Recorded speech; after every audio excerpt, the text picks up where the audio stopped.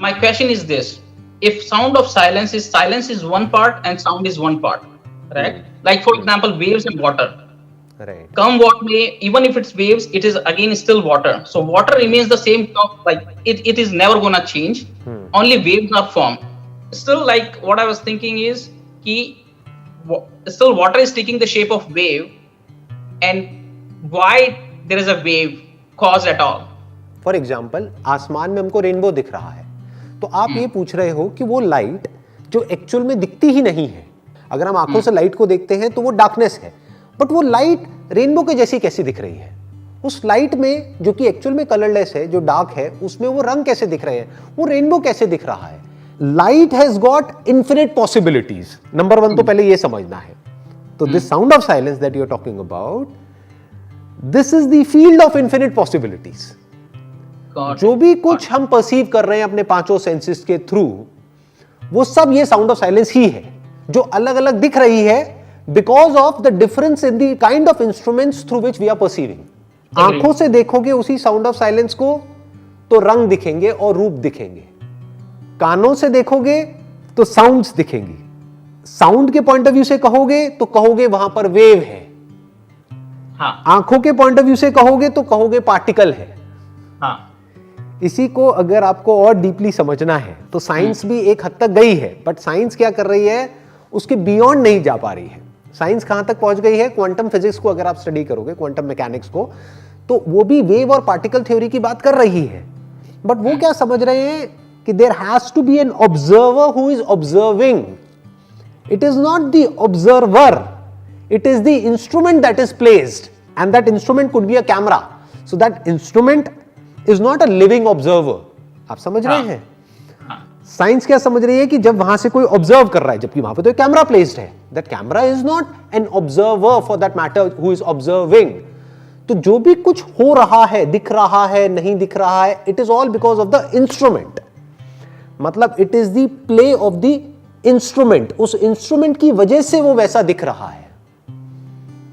For example, अभी आपके और मेरे बीच में कुछ नहीं है, लेकिन यहीं पर एक इंस्ट्रूमेंट लगा दूंगा तो बहुत कुछ दिखने लग जाएगा. तो अब आप क्वेश्चन पूछोगे कि यार यहां पर तो कुछ नहीं था, यहां पर तो स्पेस था, ये सब पार्टिकल्स कहां से दिख रहे हैं? It is because of the instrument. It is because of the instrument. अब सवाल उठता है कि क्या दिख सकता है साउंड ऑफ साइलेंस में? क्या दिख सकता है? क्या सुनाई दे सकता है? क्या स्मेल हो सकता है? क्या टच हो सकता है? क्या सेंसेशंस हो सकती हैं? किस तरह की परसेप्शंस हो सकती हैं? इन्फिनिट पॉसिबिलिटीज है, कुछ भी हो सकता है. It is the field of infinite possibilities. It is the very field जिसके ऊपर ये सारा खेल चल रहा है. So this field of infinite possibilities is, its nature is to have this all game or play. It comes and goes. It is always there. जैसे अब आपके एक्सपीरियंस में, आई एम नॉट श्योर अभी ये है या नहीं है साउंड ऑफ साइलेंस. अभी are you experiencing it at this point in time? I'm not experiencing. You are not experiencing it. Okay. So जो भी इसको एक्सपीरियंस करते हैं, दैट इज 24/7. वो एक्सपीरियंस चलता ही रहता है. जैसे मैं अभी आपसे बात कर रहा हूं तो बैकग्राउंड में there is sound of silence. अगर मैं अभी थोड़ी सी देर के लिए यहाँ पे साइलेंट हो जाऊं तो it's there, it's everywhere, right? वो एक फ्लो की तरह है. आप उसको कह सकते हो कि वो एक ऐसी वेव है जो बहे चले जा रही है, जो सदियों से, जब से ये दुनिया नहीं थी तब से बह रही है, और जब ये दुनिया नहीं होगी तब तक बहती ही रहेगी. तो वो बहती ही रहती है बिना रुके.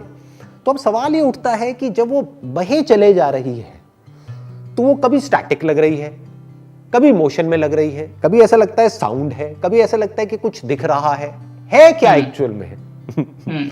आप समझे? यही वो मिस्ट्री है.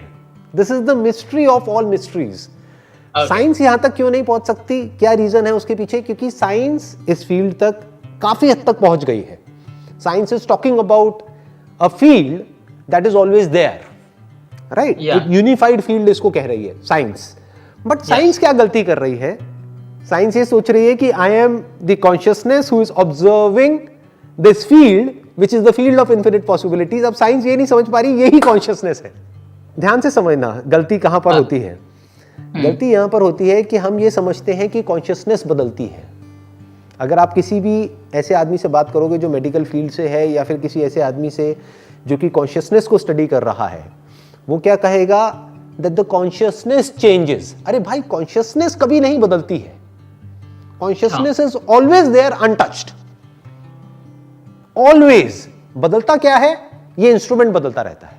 कि फॉर एग्जाम्पल यहां पे हाथ में एक सेंसेशन हो रही है जिसकी वजह से हमको पता लग रहा है, तो वो जो नर्वस सिस्टम है उसमें आप चेंजेस कर दो तो वो पता लगना बंद हो जाएगा। लेकिन उसी वक्त कानों से कुछ आवाज आ रही है, वो बिल्कुल क्लियर सुनाई दे रही है। इसका मतलब कॉन्शियसनेस इज अनटच्ड।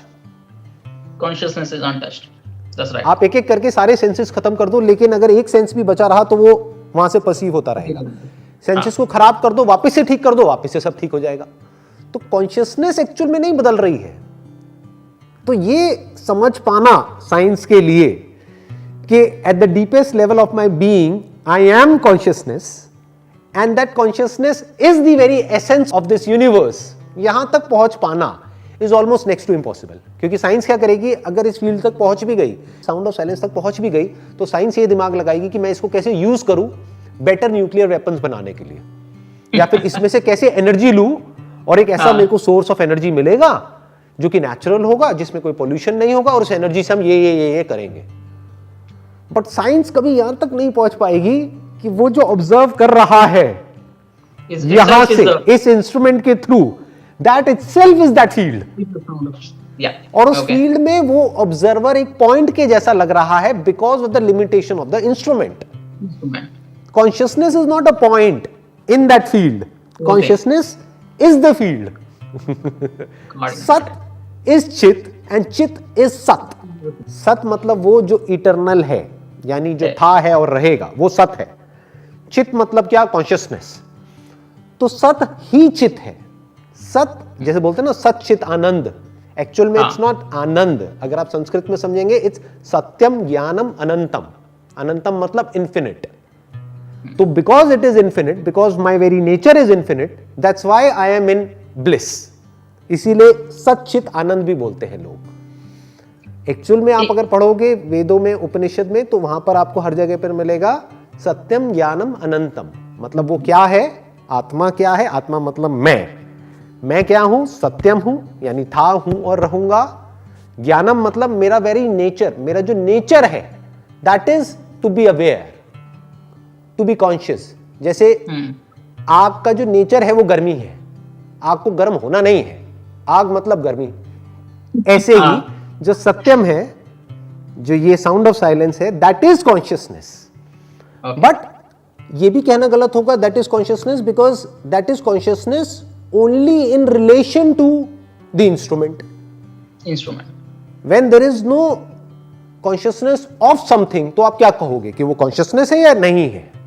जैसे सन के और अर्थ के बीच में लाइट है, वो ट्रैवल कर रही है लेकिन दिख नहीं रही है, तो हम क्या कहेंगे उस वक्त, क्या लाइट डार्कनेस बन गई है? तो हम ये कहेंगे कि वो लाइट है लेकिन दिख नहीं रही है। There is only light, there is no reflection of light.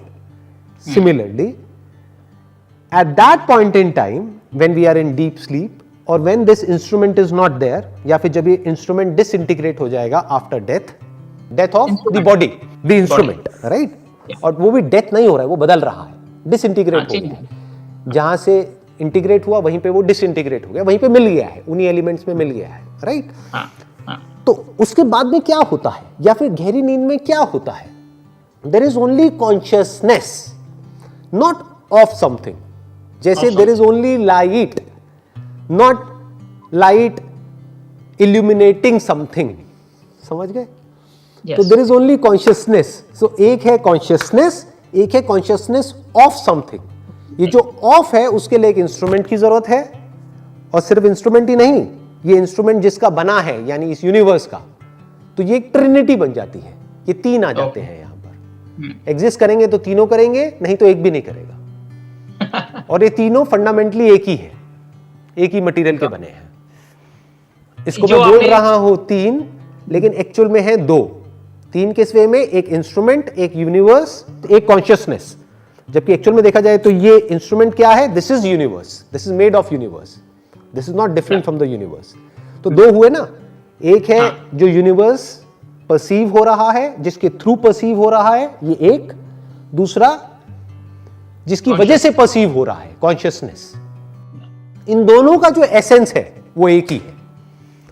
तो साउंड ऑफ साइलेंस को आप बोल सकते हो, it is the very material of which all of these materials are made of, and not or, and it is also the consciousness of all the living beings. तो उसमें मेरा जैसे this sound of silence is the possibility of infinite possibilities.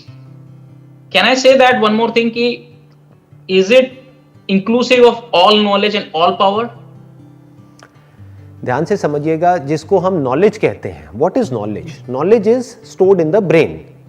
Knowledge आपकी और मेरी brain में stored है. Knowledge क्या है? बेसिकली हमने कुछ नाम दे दिया है, जो भी हमको एक्सपीरियंसेस होते हैं हमारे सेंसेस के थ्रू, उनको उस नाम के साथ वो एक्सपीरियंस रिलेटेड है और वो फीडेड है, उसको हम नॉलेज बोलते हैं. तो knowledge is basically in the human consciousness. Okay. Knowledge के लिए लैंग्वेज का होना जरूरी है, जहां से कि नॉलेज को स्टोर किया जाता है. जैसे कंप्यूटर की अपनी एक लैंग्वेज है, हिंदी एक लैंग्वेज है, इंग्लिश एक लैंग्वेज है, दैट इज नॉलेज. अब एक है the very intelligence which is not knowledge, the intelligence through which everything works, that is based upon cos and effect. उसको बोलते हैं प्रकृति के नियम, which can't be violated under any circumstances. So this intelligence is the basis of this intelligence is still consciousness, isn't that right? एक planet के form होने से लेकर के जब वो प्लैनेट पे कुछ ऐसा एटमॉस्फेयर बना कि वहां पे लाइफ पॉसिबल हो सके, वहां से लेकर के लाइफ का जो इवोल्यूशन है, जैसे जैसे लाइफ इवॉल्व करती चली जा रही है, पहले पानी से शुरू हुई, फिर उसके बाद में पानी के बाहर, फिर आसमान में, फिर यहां, फिर वहां, एक पूरा का पूरा ये एक प्रोसेस है. This process of evolution, this is based upon cos and effect. लगता ऐसा है कि इसको कोई कॉज कर रहा है, कोई आदमी बैठा है कहीं पर बादलों के ऊपर जो इसको कॉज कर रहा है. ये सब कुछ अपने आप हो रहा है based upon the laws of cause and effect, based upon the laws of the nature. And it is based on the intelligence of the which sustain into the consciousness, because without consciousness it still cannot. उसको आप intelligence भी कह सकते हो, क्योंकि हमारा mind जो है वो हमेशा नॉलेज, इंटेलिजेंस, इन्हीं रेल्स में घूमता है. बट बेटर वर्ड है laws of the universe. Laws of the universe. आप ग्रेविटी को क्या कहोगे? ये जो ग्रेविटी है उसको आप इंटेलिजेंस कहोगे या लॉ कहोगे? एक मैग्नेटिक फील्ड है, उसकी वजह से ऐसा हो रहा है. इंटेलिजेंस वर्ड यूज करते ही एक थोड़ा सा प्रॉब्लम आ जाता है. ऐसा लगता है कि कुछ मिस्टिकल है या फिर कोई पर्सन है जो बहुत ही इंटेलिजेंट है, जो इसको पूरे को गवर्न कर रहा है. We don't have to use this word called intelligence here. It's basically simple laws, कि जैसे ये दो हाथ टकराए तो आवाज हुई. इस आवाज की वजह से और क्या क्या हुआ यहां पर इस कमरे में वो हमको दिख नहीं रहा है. बट ध्यान से समझना, ये जो हुआ इसकी वजह से पूरा का पूरा यूनिवर्स थोड़ा सा बदल गया है. आप ये भी कह सकते हो थोड़ा सा बदल गया है, ये भी कह सकते हो पूरी तरह से बदल गया है. हुआ क्या है? ये दो हाथ आपस में टकराए, पूरा यूनिवर्स बदला है, बट उसको हम परसीव नहीं कर पा रहे हैं, हम देख नहीं पा रहे हैं. तो इज इट इंटेलिजेंस, या फिर क्योंकि ये हुआ तो एक वाइब्रेशन जनरेट हुई, वो वाइब्रेशन जा करके किसी और वाइब्रेशन से टकराई, उसकी वजह से कुछ और हुआ, फिर कुछ और हुआ, फिर कुछ और हुआ, और पूरा का पूरा यूनिवर्स, सिर्फ ये प्लैनेट नहीं, पूरा यूनिवर्स थोड़ा सा बदल गया. Cause and effect. Cause and effect. सब कुछ इंटरलिंक्ड है. ये सिर्फ ये नहीं है, ये आवाज सिर्फ ये आवाज नहीं है, ये पूरे के पूरे यूनिवर्स की डायरेक्शन चेंज हो गई है इसकी वजह से.